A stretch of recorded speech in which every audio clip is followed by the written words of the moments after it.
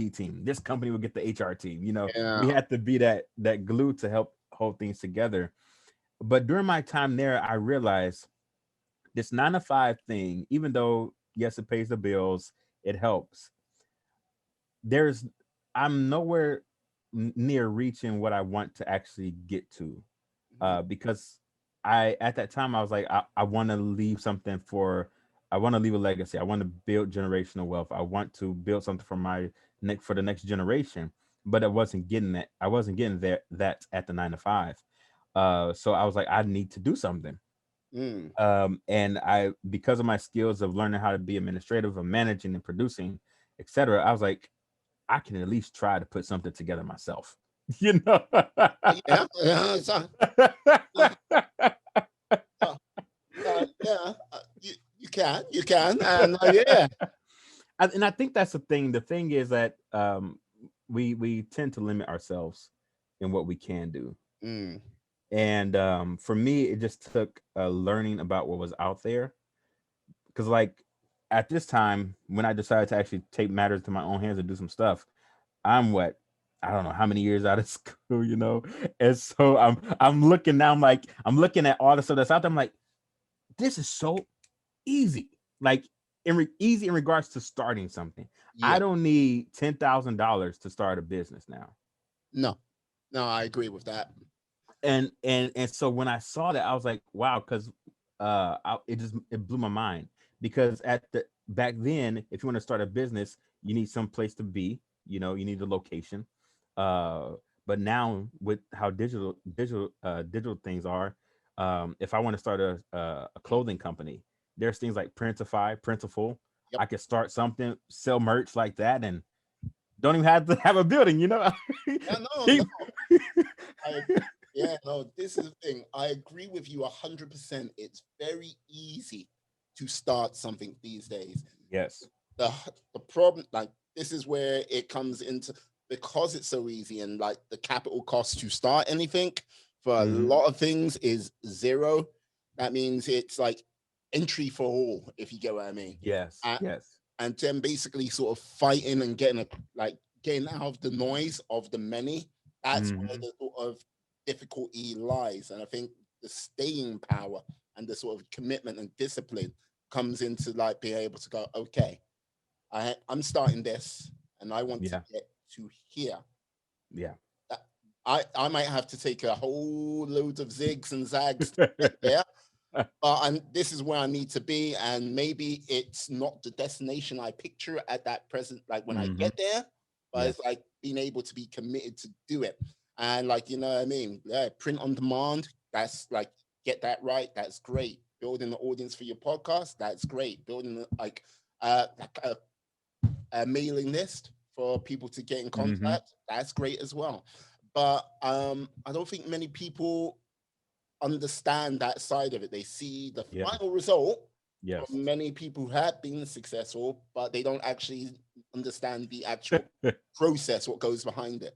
Yeah. Yeah. No, that's so true. And that's the first thing that's how my first business fell through, Mm. because I saw Oh, I, I've s- seen the it, story. Yeah. I got caught on that YouTube binge watching thing Oh, where you see the clickbait of, hey, I made $10,000 by selling this on Shopify, or I did this by e-commerce. I'm gonna show you how to do it, but you click on it and they never show you how to do it. never do. It's like, look.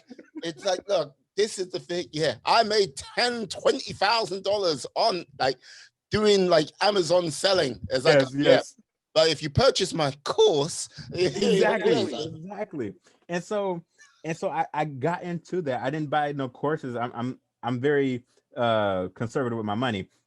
And so I didn't buy any courses like that, but I was like, I'm gonna look into this and see if I can do this e-commerce thing, because it sounds good. I Mm, mean, it looks good. And so I started it, had the got the business license, etc. I learned a lot of good business stuff. I've tried to learn about anything, even if it's a failure. mm. But what I come to find out, my competition is Amazon. My competition is Walmart, Target, because It's like going, yeah. It's like, oh, wow. You know what? That's like getting into a ring with Mike Tyson in his prime, Yes. and like basically he was like, yeah, he took everything you own. Go get him, Mike. Yeah, yeah. Exactly. Like, that's why I go. I'll be in your corner. I've got the towel right here, man. Like, when should I throw it? Throw it now. I know, Yeah, right? it can hit you. Yeah, no, throw it now. Throw it now, please. No. It's true though. Everything I had on my website, Amazon had it on theirs. Mm, My I sold mine at a lower price, but they can get it in 1 day. You can get 1 day shipping with Amazon, mm. and so it's like you can't compete with that.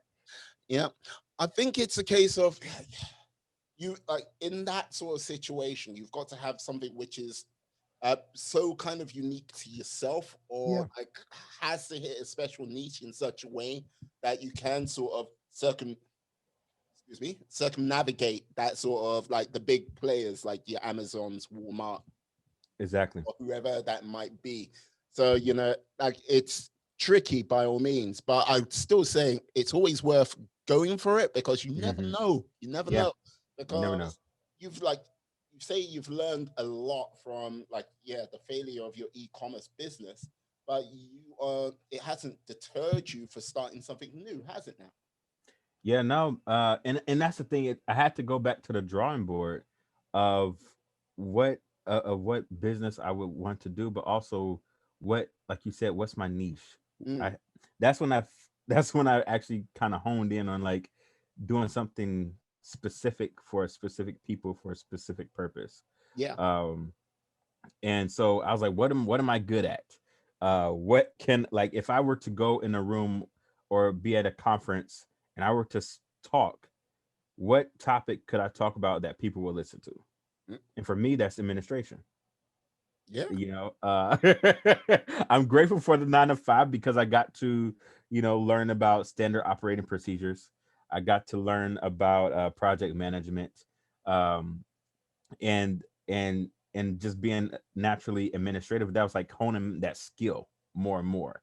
And so I was like, you know what? That's what I can offer. I can offer administrative services. I can offer consultation on administrative things for both individual as well as small businesses who, because in our, especially, I don't know how it is over there, but here in the US, our economy, how it is that it's more beneficial to hire contract people than it is to hire someone full time because of our healthcare and things like that. It's a whole complex web where, like, if you hire someone, if a business needs to hire someone full time, you're not just paying their minimum, you're also paying for that healthcare. Yeah. But because healthcare costs are so high, et cetera, small businesses can't do that, and so they look for contract things, uh, i.e., Fiverr, etc.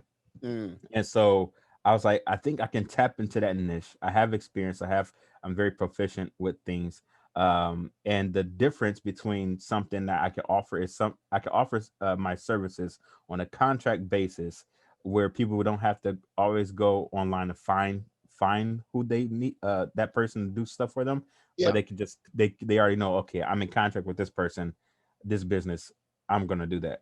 And so I started off as like freelance, just saying, like, put my stuff out there, like I could do this for you, and people started to respond, and people, it was like retention rates was there, and I was like, I think I should start like turn this into a business because I'm making money. Mm. I, I applaud you there. Yes. I'm making money. Like I expect to see your wife's hands come in right now. That said, yes, yes, yes. It's like, it's like, praise the Lord. Yeah. Yeah, no, right, exactly. And so it's like